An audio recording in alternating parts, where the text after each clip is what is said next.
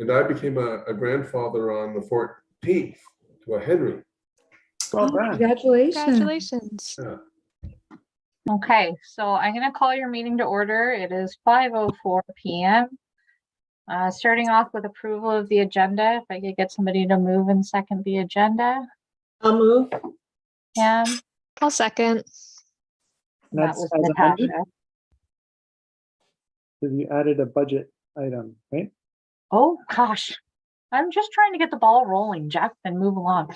But you're right. I did want to add at 6.6 the budget that I had sent out to you guys. It shows you your 2023 current budget, and we just need to discuss next year's budget. Sorry, so Pam and Natasha had moved and seconded that. Do you mind if that is as amended to add the budget items? Yeah.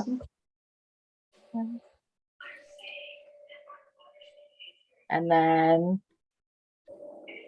at this point, I think I'll try and call for a chair. Jeff had suggested that he would be happy to chair the meeting today. If everybody's okay with that, then I'll take a quick motion to approve that. Mhm. Can I have a mover and a seconder for that? I'll move. Thank I'll you. second. Thank you. All right, Jeff, go on and take over. Thank you, everyone. Appreciate you being here, even under adverse circumstances. I know lots of people are ill. Paul, I'm so sorry. You sound awful. Should have muted myself. Sorry. No, that's all right. Are there any declarations of pecuniary interests in the general nature thereof? Seeing none, moving on. There are no delegations tonight. Moving on to business. Sorry, Jeff, can you do approval of the minutes? My apologies. See, we're both rushing. Did everyone get a chance to look at the minutes? Can I get a motion to approve the minutes? Yeah, sure. Thank you, Pam. Seconder? I'll second. Thank you. Janine was first. All in favor? Thank you. Without any delegations, moving on to business, 6.1, Great Lakes and St. Lawrence Cities Initiative membership. Did everyone get a chance to take a look at that packet?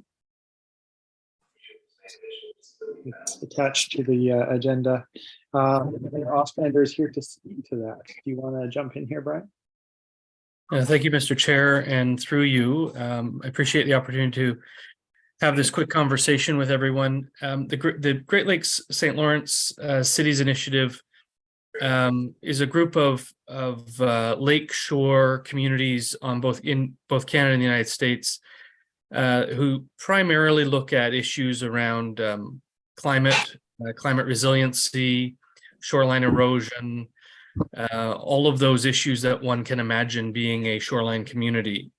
I have been asked to bring this to council to become a member of, and through discussion with staff, it was thought that it should come as a recommendation through a committee, and it makes the most sense that it comes through your committee or the sustainability one. So I'm asking that you recommend that council proceed with becoming a member of the Great Lakes St. Lawrence Cities Initiative, and I'll tell you why. During the flooding of 2017 and 2019, members of this initiative were instrumental in helping communities like ours try to figure out best practices moving forward and how to be more resilient during flooding events. And it was at that time that it was initially proposed that Brighton become a member. And you know, I was thankful but dismissive. I said, thanks for the information, really appreciate your advocacy, like what you're doing, just don't have time to wrap my head around it right now, quite frankly. And so after it was in this new term of council, I thought, well, it's time to stop just borrowing their ideas and maybe start eating our own proverbial dog food here.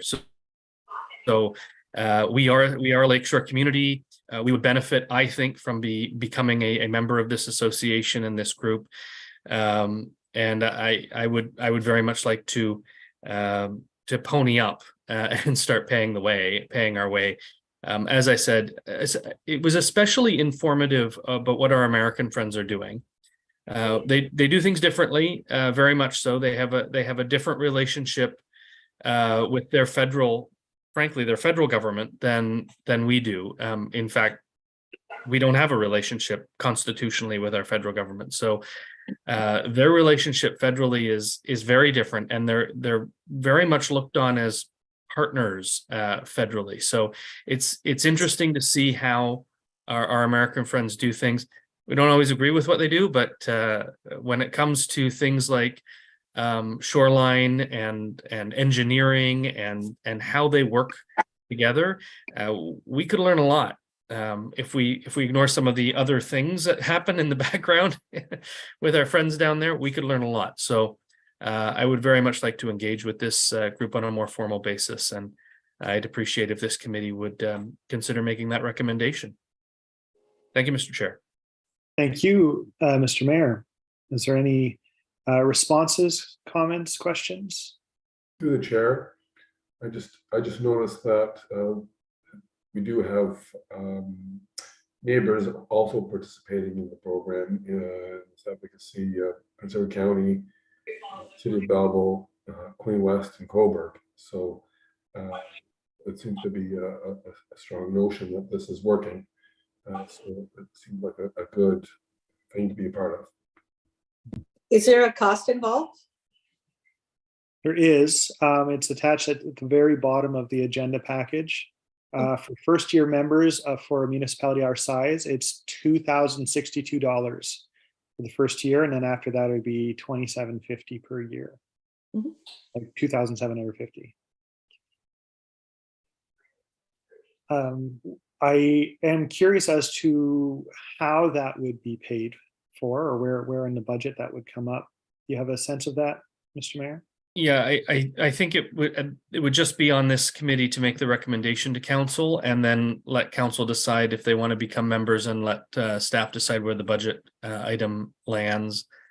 I don't know where it would land. Any idea, Director Walsh? Where do you think? I don't really have any immediate idea on what budget line that will be derived from, but it's only just over 2,000 for this year as a discount for first-time membership, and subsequent years are about 2,700 based on our population level. So I think it wouldn't be too hard to find that within some contingencies within the existing budget somewhere. And subsequently, I think it should be probably a standard line on this either this committee budget or the corporate budget line. I suspect, like other memberships, it may be the clerk's office that manages it, but either way, it would probably be paid for through the general levy, Mr. Chair. Thank you. Appreciate that. I did inquire with the treasurer, and there didn't seem to be any issues that way. Okay. It's not a lot of money. I mean, $2,000 is a lot of money. It's $2,000, but for our municipality, it's like 0.02% of taxation or something like that. It's manageable. Yeah. Any other thoughts before I ask for a motion to recommend to council that we become a member of this organization? All right. Is anyone willing to move that the municipality of Brighton become an official member of the Great Lakes and St. Lawrence Cities Initiative? I can move. Thank you, Natasha. I can second. Thank you, Pamela. All in favor? Thank you, everyone. Thank you, Anne. I see that thumb.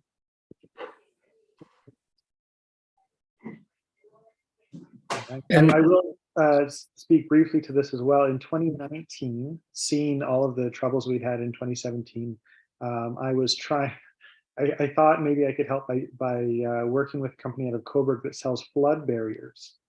And so I learned an awful lot about how people use flood barriers in different places in different ways, and found that in Canada, there's almost no flood response at any level of government. And in America, they spend billions on it. So we do have a lot that we could learn. Yeah, and then they spend billions on restructuring their waterfronts for future flood opportunities, or flood to avoid future floods. Small and smaller, like much smaller communities than Brighton received many millions of American federal dollars to do this, and our federal government was essentially silent on the whole flooding issue. Put it over to the province. And at the time we were all going, but wait a minute, you guys have the dam. This is the dam is the joint project between Canada and the United States. So and I get that we all understand we can't just open the floodgates of the dam, because bye Montreal. So it's there's a weight to be balanced here. And if it's, we can't flood Montreal, we all understand that, but how then do we protect those of us upstream, right? From that for that purpose, especially those of us whose communities have developed in what is essentially a glacial floodplain, which is Brighton and most of Northumberland County. Yeah. And most of the Quinte region. So there we go. It even says on this fact sheet that the Canadian government spent about, if you add it all up, $3.8 billion, and the Americans spent $55 billion. Right. And that company from Coburg that makes flood barriers has given up trying to sell them in Canada. They never sold a single one. And they are working primarily in the US, Mexico, and Europe. So, there you go. Intriguing. Moving right along. Mr. Chair, I'm going to take my leave. I thank you all very much for listening to what I had to say, and for passing that recommendation on. Unless there's something you want me to stick around for, I'm happy to do so, Mr. Chair, but I don't see anything on the agenda that really would need my attention any further than seeing it come to council at the next meeting. That's fine, Mayor. Thank you for coming. I appreciate you speaking to that issue. Thank you all. Take care. Have a good one. All right, 6.2 policy subcommittee updates. Mr. Murphy, did you want to speak to that, or would you like me to speak to that?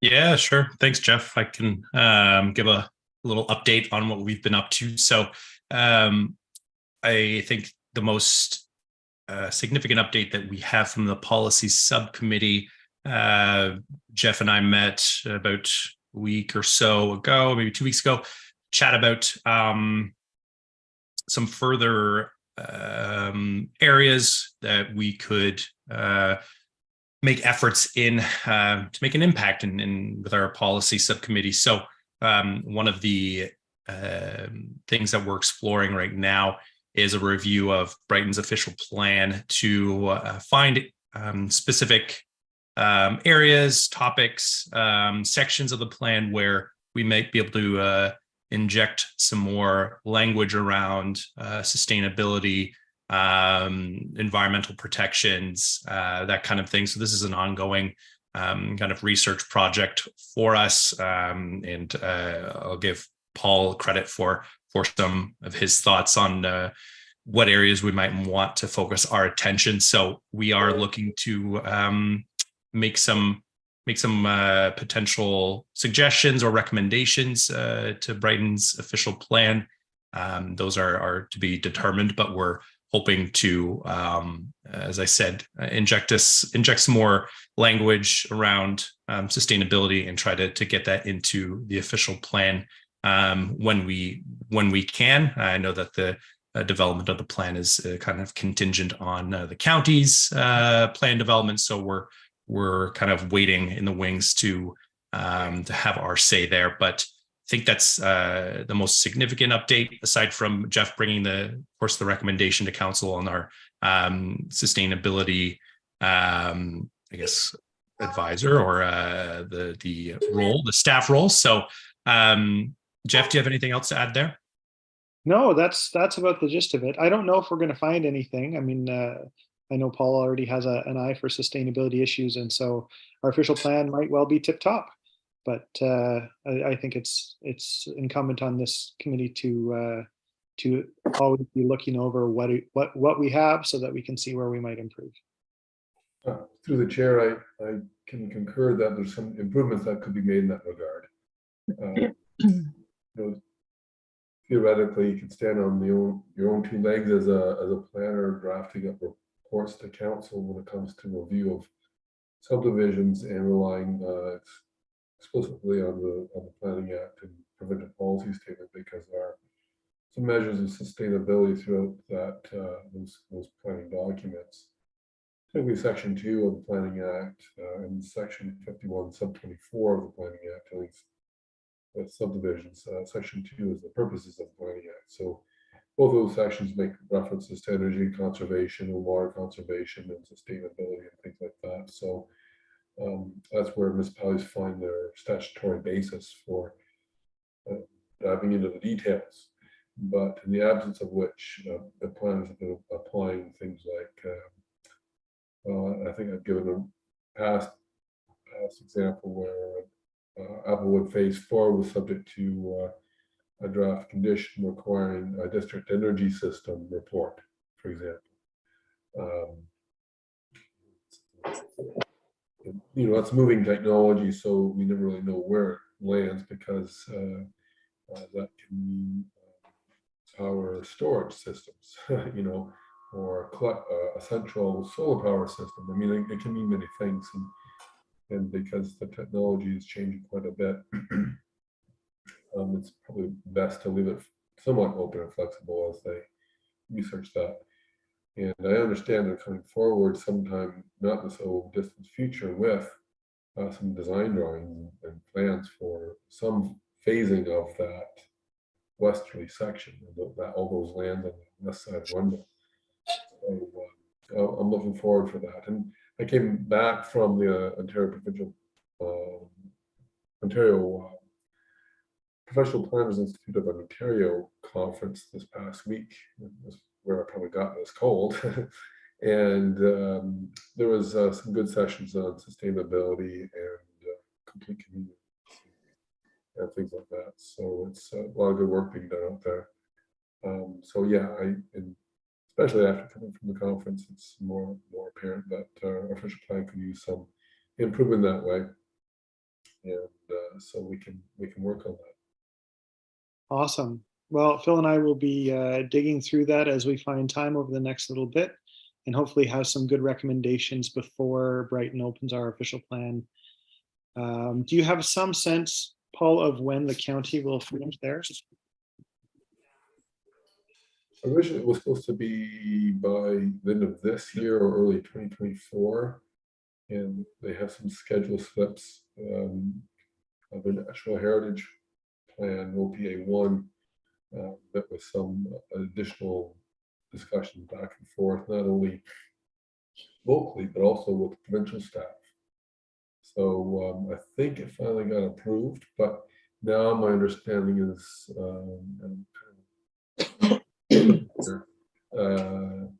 but my understanding is that they are maybe going to take that OPA number 1 for the natural heritage system policies and plan and hold it in abeyance until they get the rest of the plan brought forward. So committee members, I think I'm pretty sure you're going to be very interested in the official plan amendment number 1 at the county level. That provides some significant direction for our official plan going forward. But in addition, they're going to need to do the rest of the plan, and the rest of the plan will be done again, as I say, end of this year, beginning of next year. So the Planning Act says when they've got their official plan, then we're supposed to have ours done within 2 years.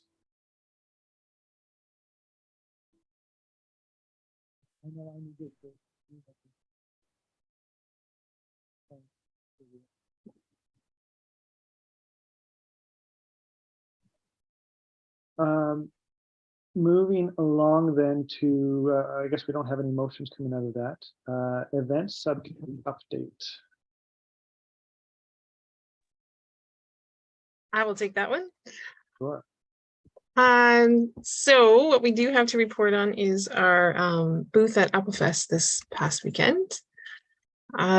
We set up near the Children's Village in King Rodwood Park, and we partnered with the ENSS Environment Club, and our purpose was to promote planting of native species. And so thanks to Jess, who got materials from Lower Trent Conservation, that we're promoting planting native wildflowers and shrubs and trees.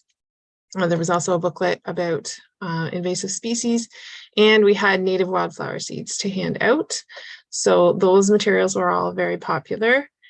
And then the ENSS Environmental Club sold native trees. They ended up selling 352 trees, which is completely amazing. So great for them, because that's a fundraising thing for them, but also great in terms of encouraging people to plant native. As the people who were there at the booth can contest or agree with, there was lots of great conversations with people. We were pleasantly surprised that a lot of people were enthusiastic about planting native species and knew a lot about that already. People were really thankful to have a guide to help them filter through what were good choices for planting. And there were good conversations about other subjects as well. So it was really encouraging. And yeah, thanks to everyone who helped out, getting materials, helping set up, being there at the booth, Jeff and Heather and Natasha and Jess. It was great. It was a long day, but I think we enjoyed meeting a lot of people and chatting, and thankful that the Environment Club was really successful as well. Mhm. To Yeah, the I think chair, everything's good. through the chair, I just want to apologize. I wasn't available that day to assist. I had a family event going on. It was pre-planned and hadn't quarterly scheduled there, or I committed that before the email went out. But It's all right. I will set aside some time for next year. Yeah, it was great too. We had the teacher from ENSS too, Ann Falla, who helped out. So we fortunately had lots of coverage. Ann Fowler was very nearly a member of this committee as well. Yes.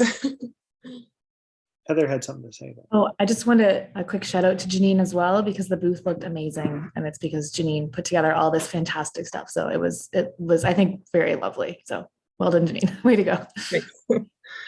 Good job, Janine. Can we not include Anne to join the committee? I was speaking to Sherry Hamilton about that, and she thought that we could just make an amendment and bring on another person to our committee.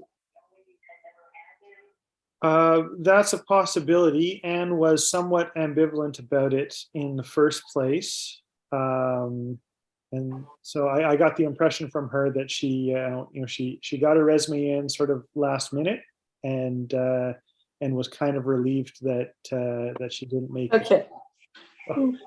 She takes on a lot. Every time I see her, she's running. It's just such a beautiful connection with ENSS. Yeah. Yeah. Well, and we have a great connection with ENSS. Yes, it does. Yeah. Yeah.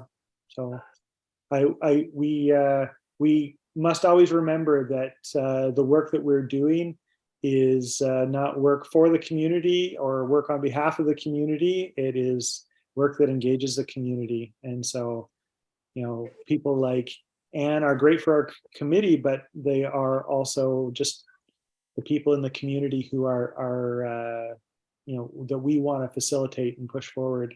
Mm-hmm. So if everyone who was going to act had to be on our committee, then we'd have either a very big committee or a very inactive community. Yeah, So. she's also always welcome to come.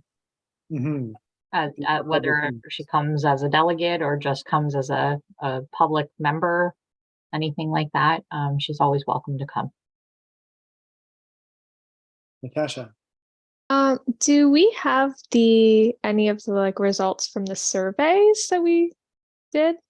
Like, did we get any people doing the online one? Because I know we had at least a couple people do Yeah. the So paper. the link didn't work. No. Yeah. Please Ah. message me because I tested it and I thought it was working. Yeah, for some people it wasn't working. I Oh, know that Anne tried it and it didn't work for her. So I'll check again whether It's heartbreaking. Oh, Janine. yeah. We did all get that stapling.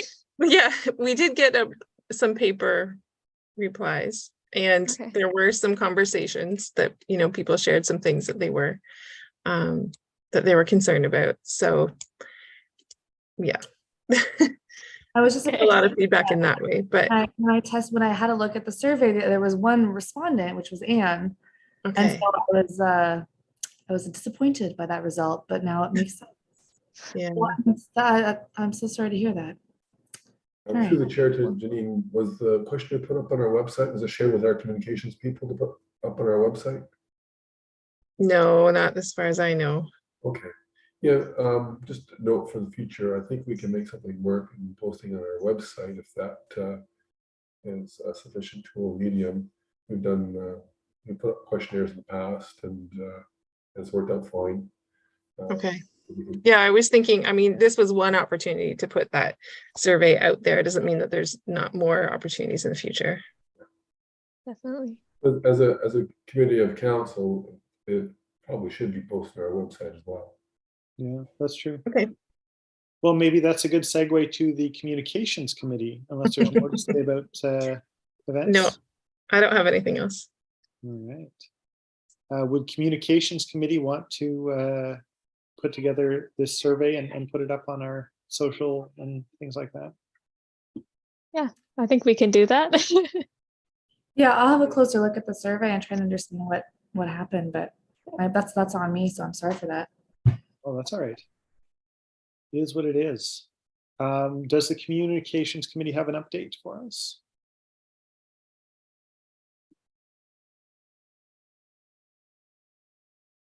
All right. I guess, Natasha, did you want to speak to that, or We reached out, unfortunately, somewhat last minute to see about getting a design, and obviously they were busy, which we kind of expected would be the response. But they said that maybe in the future they were willing to work with us to create a logo type thing that we can use going forward. They just weren't able to do that for Applefest, which is understandable because I think we reached out with like 3 weeks to go. So they were a bit busy. But yeah, so we can reach out again once we test the link and make sure it's working, and we could send that off to whoever we need to send it off to get that. I would give on the them website? until about the end of October. Okay. Because Caroline, who's the big organizer of Applefest, is off taking a break following the chaos of Applefest until I think it's like she gets back like just after Thanksgiving. Okay. So if you give her like that till that last week of October, so that so that she can catch up, and then probably we'll have some time to help out with stuff like that. Perfect. Sounds good. Yeah, that's about. I think that's, unless you have anything to add, Heather, I think that's about it. Thank you. All right. Thank you, communications committee. Just gonna check our agenda again. Did anybody read the book? Through the chair to committee, I've got about half, 3/4 way through. Yeah. And it's very reminiscent in ways of an article I wrote. It was published in January 2016 in the Municipal World regarding social capital in Hastings County. And I just noticed different groups being very effective in different areas. And I had been subject to a presentation where a person was alluding to the importance of social capital as cited by the UN, and noting how social capital, developing nations who had high rates of social capital also had a higher rate of general economic growth and whatnot. So that had sparked my interest in social capital and became a bit of a reader of it. So I did some specific research leading up to the article. And this book is very reminiscent of a lot of the things I had reviewed at that time. And so yeah, it's a interesting reminiscent read. And it mentions a couple of sources that I was familiar with, like Harvey Putnam's Bowling Alone, of course. There's some other principles in there that there are no references for. So I'm surprised that the book is kind of light on references, yet it's kind of the social capital theory that they're applying has been well cited elsewhere. So I was kind of surprised by that. And that's my impressions thus far. Yeah, thank you. I will say that this book is much less academic than other books by Cormac Russell. So he put one out, I want to say 2 years ago or 3 years ago, called Rekindling Democracy, which I reviewed for a publication. And it was excellent and a little bit thicker in terms of the references. So you can borrow mine if you like. Okay, I'll try to find an old copy of the article, or maybe what I said. What I'll probably do is maybe send around a copy of my article as I sent it in.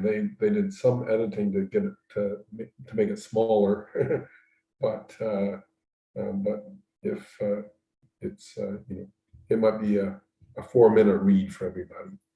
That'd be great. Thank you. I'd like that. Yeah, Yeah, I'll do that. Does anyone else have any impressions of Connected Community so far?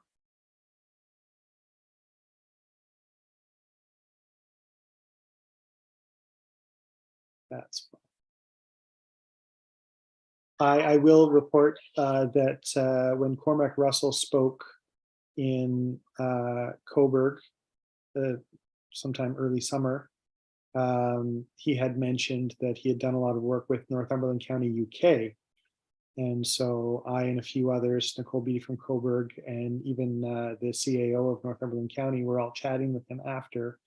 And he has since set up a, we're going to meet with some Northumberland County, UK representatives to look at what they've been doing there. And that's going to happen in the next couple of weeks here. I think October 30th. So yeah, this idea of connected community and asset-based community development is being implemented within the structures of governments in Northumberland County, UK, and might in the near future be reflected in Northumberland County, Ontario as well. That's really cool. It is. I'm wondering if he's done work in Brighton, England as well. Maybe we could have a field trip. Yeah, I like that. A cultural exchange. That's right. They have a pretty good premier soccer team. Off to the game, and they're also a seaside resort town. So I think there's a lot going for it. Yeah. I was going to say, I've heard they've got like a big boardwalk with Ferris wheels and things like that. We'll send you over, Paul.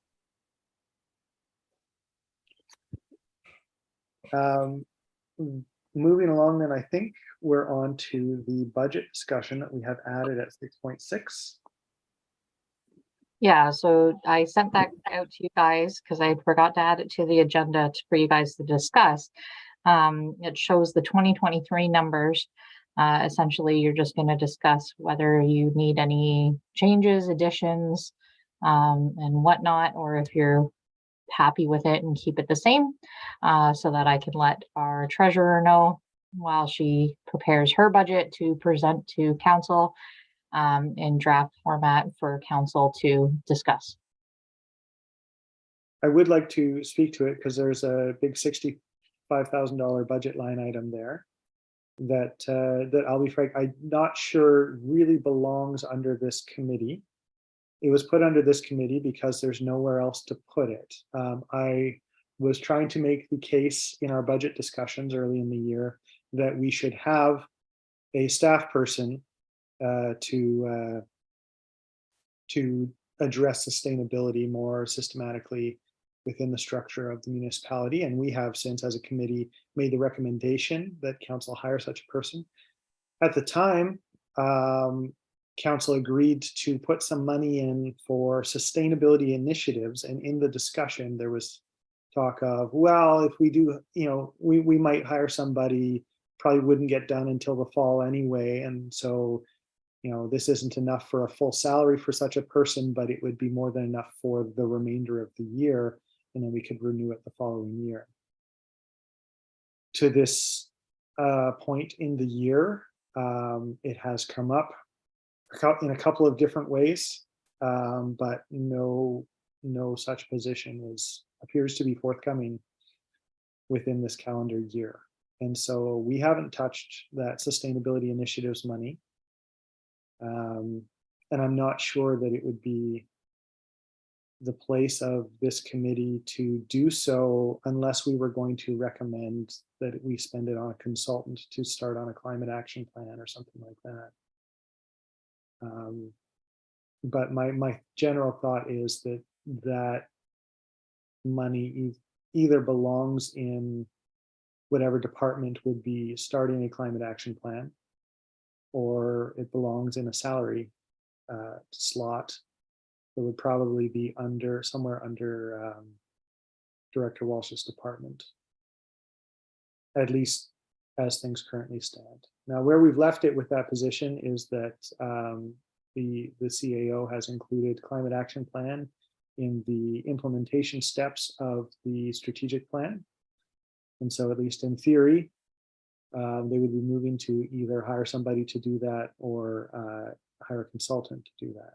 So that money should be used somewhere.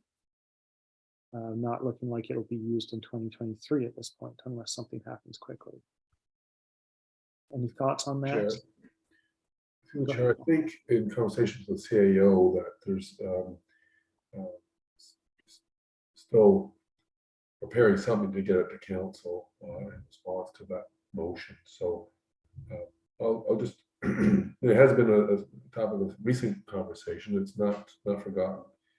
So I'll just convey the reminder that it's also a top shelf issue for this committee. Thank you. I appreciate that. Does it make sense to people that we're not necessarily going to ask for this money to be under our purview, but we do want to make sure that it's continued, that it gets budgeted again for next year? Yes, maybe it gets increased for next year? Yes, I think at least a carryover to next year, and see if we can get a top up too, because the 65 was to reflect only part of the years, so it would be a full year effort, and maybe there should be a commensurate amount more. Depending on the mood of all of council, if we can just get to first base with some initiatives and targets, objectives, then that might be the springboard for something bigger. So we'll have to figure that out. But at least we've got some resources allocated to get there. We're at the plate swinging. Yeah. Would we recommend then that this amount be increased next year to something that more reflects a full salaried position or equivalent? I did some quick research before that budget session and found that a sustainability officer makes somewhere between 60 to 120,000, which is obviously a very wide range. I think 100,000. Through the chair, in response to your question, I think yes, I would concur that if it would be appropriate for this committee to make a motion requesting that as a carry over the 65 to 24 and topped up to make a complement for an appropriate person to undertake the tasks necessary to address sustainability issues. And, you know, we kind of plan on one position of sorts, or sustainability coordinator. I've talked to at least one who I had as a summer student, now the sustainability coordinator for Belleville. That's helped me give us a little bit of insight to some daily tasks, logistics, and how that role fits into a variety of services and departments. So, you can keep your motion a little bit high level, just say carry with the 65, and to be topped up further to make for an appropriate allocation of staff and resources to address sustainability issues. And by stating sustainability issues, I think we can address a variety of scales and directions, from policy to guidelines, to standards, to procedures. Might we, would it be a good idea, do you think, to make reference to the strategic plan and just say, we'd like it topped up in order to ensure the financial capacity to implement the strategic plan with regard to sustainability? I think that would be a perfect idea. Yeah. Okay. Jessica, did you get that? Yeah, so the idea is to, are you suggesting an amount for the increase, or are we just saying an increase to an appropriate amount to hire said position in accordance with the strategic plan initiatives? Yeah, I guess if we ask that it be enough to support the strategic plan initiatives, then it would be on the CAO's plate in terms of determining how they want to go about that. Right. So motion would read that we want, and we're still wanting to move that out of the committee's budget and into, say, Paul's department. Or whichever department is going to be taking action on this important element of the strategic plan. Sure, I think it should really, when it comes to staffing questions, that always goes through the CAO. So I guess we should keep it again higher level so that the natural course of things can unfold.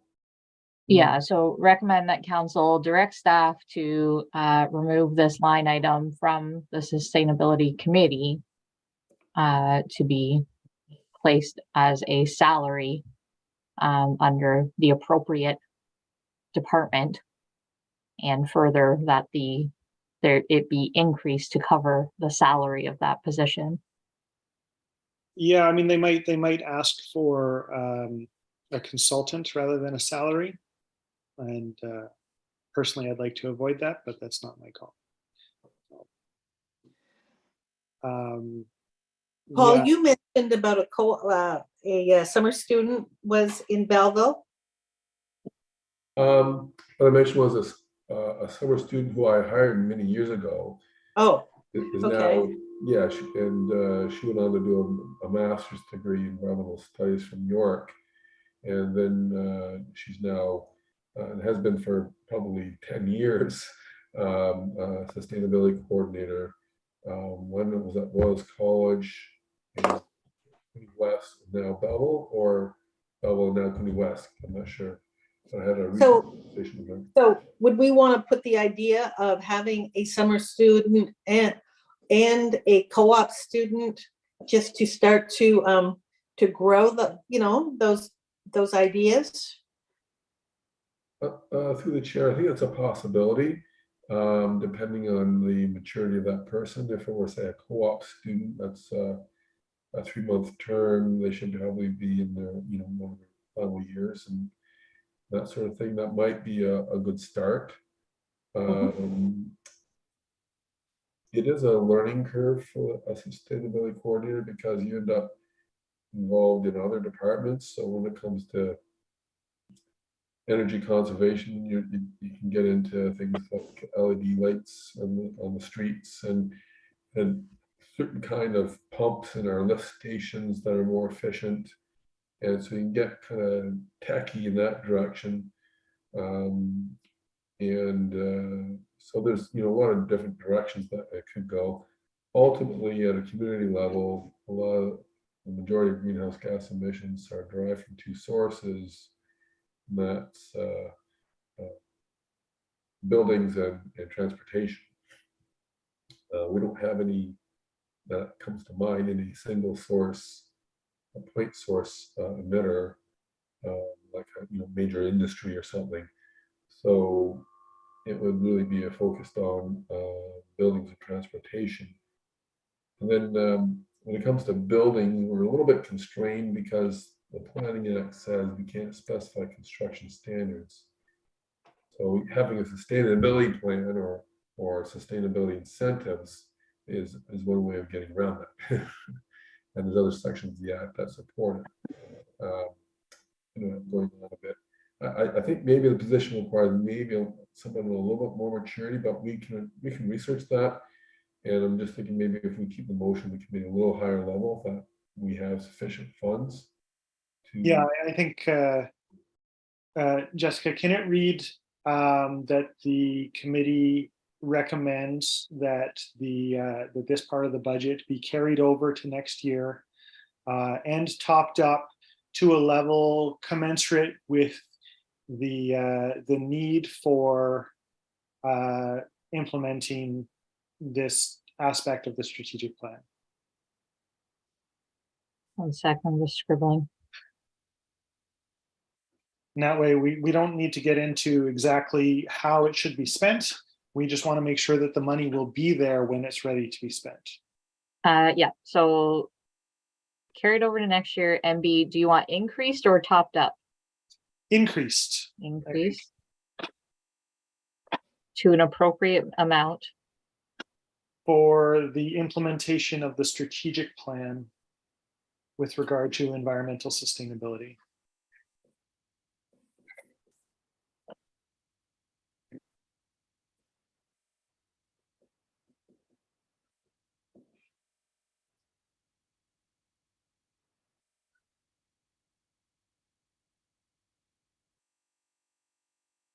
Okay.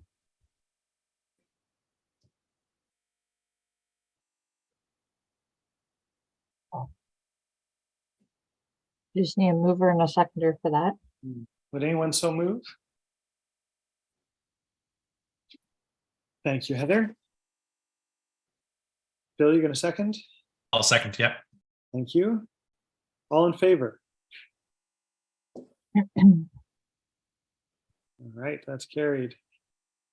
Sorry, I should have mentioned whether you want to do a separate motion or just include it in this one, that otherwise the rest of the budget, like this is your only recommendation to changing your budget. Right. Otherwise it remains the same.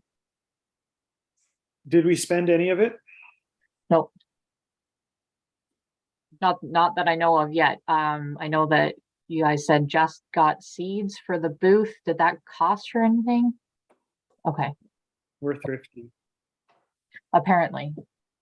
Didn't I we was have waiting. did we have to pay for the space at Applefest? I believe it was given free. No, you did have to pay for it.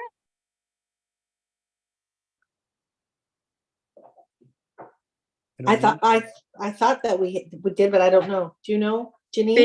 They told me that it was $100 charge, but that they would figure it out. So I didn't get a bill or anything.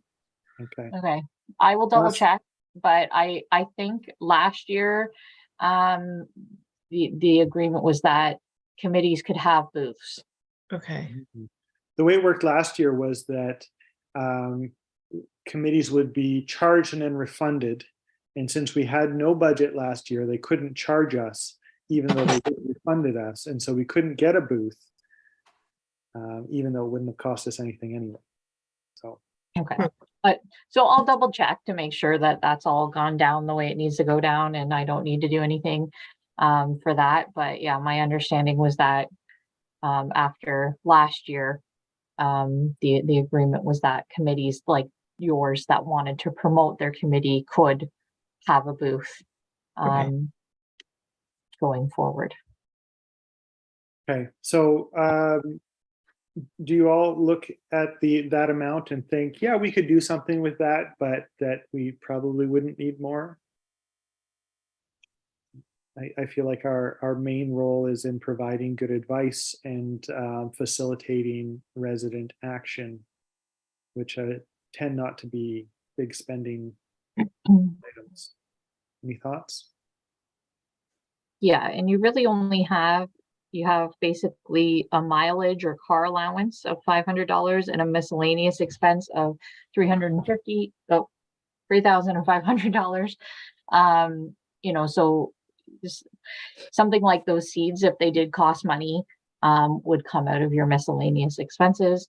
Other committees do have money set aside for conferences and stuff. So whether there's, you know, that's something that you want to consider requesting, that your committee have that as well, or if 3,500 is enough and that would cover any possible conferences that anybody wants to attend. Just things to think about. Okay, well, I guess maybe that's something for us to research, is any conferences we might want to go to or send a representative to.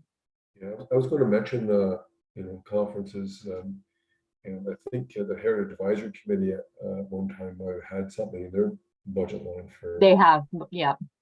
So usually there was a good session in Kingston on Heritage, and that's kind of what they had in mind at the time. It's kind of a local conference that could involve a day trip. But I'm thinking that whatever's in the Heritage Advisory Committee's line for conferences would be appropriate for this committee. Okay. I can only, sorry, I know you're sick, Paul. I'm pretty sure I heard what you said. You're suggesting that they have the same amount as the Heritage Advisory Committee? Yes, that's right. Yeah. Okay. I don't recall what that amount is offhand. I can actually look it up. Gotta go. I think it's probably sufficient if we wanted to say that we would like to have the same budget as other committees for learning opportunities and conferences. Can I get a mover on that? I'm just gonna pull the exact amount, Jeff, just 1 second, just because not all committees have it. And I want to make sure that we do the same thing. So the Heritage Advisory Committee has 2 line items, one for training and education costs. And that would be like, I never know how to differentiate these things, because there's a conference and seminars, which is quite obvious what it is. And then there's a training and education costs, which I would think is more of like a class. That's right. Yeah. So they have training and education costs of $500 and conference and seminars of $1,000 currently. So whether you want to just suggest the $1,000 for conference and seminars, or if you want to combine them and do conference and seminars of $1,500, or if you want to have both line items, it's up to you. Is anyone aware of anything that they want to be taking in the new year? Or I think we're probably okay with our $3,500 budget that we didn't touch this year. Okay. Does that sound reasonable to everyone? Okay, so the previous motion that you had done to carry over the one budget line item and to have it increase, etc. I'm just going to add in and otherwise approve the budget as is. Okay. Does everyone agree to that? Okay. Thank you, everyone. I see a lot of nodding heads. All right. That brings us to choosing the date for our next meeting. Yeah, so I don't know what happened, if I had missed typing that in or I didn't save it properly, but the original date that had been chosen was November 28th.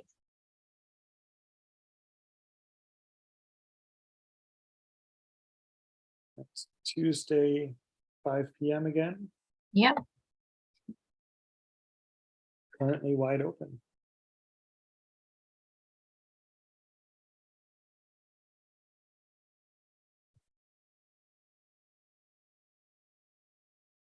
Anyone have any concerns about that date? Pam's muted. I'm in the Dominican that week. Yeah, So we're meeting in the Dominican then, is what you're telling me. Yes, yes. You have a good broadband down there? you can zoom in from the beach, Pamela. Okay. All right, thank you all very much. Can I get a motion to adjourn? I'll move. Right, A second. good enough. Thank you, everybody. Have a lovely evening, and thanks again, everyone who helped out at Applefest, and keep in touch. Thanks, everyone. Good luck with that baby, Heather. Thank you. Yeah. Yes. Congrats. Yeah.